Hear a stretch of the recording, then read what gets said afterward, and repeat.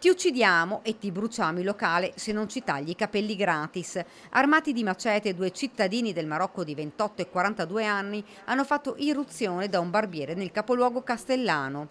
I due hanno minacciato l'esercente senza mezzi termini. Già in un'altra occasione la vittima era stata costretta a tagliare i capelli senza essere pagato. Non solo perché i due malviventi, senza fissa dimora con piccoli precedenti penali alle spalle, avevano anche rapinato un magrebino.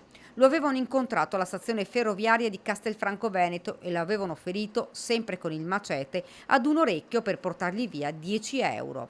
Tutto questo è accaduto a fine giugno, immediate le indagini dei carabinieri di Castelfranco che hanno consentito di acquisire elementi utili all'identificazione dei due stranieri.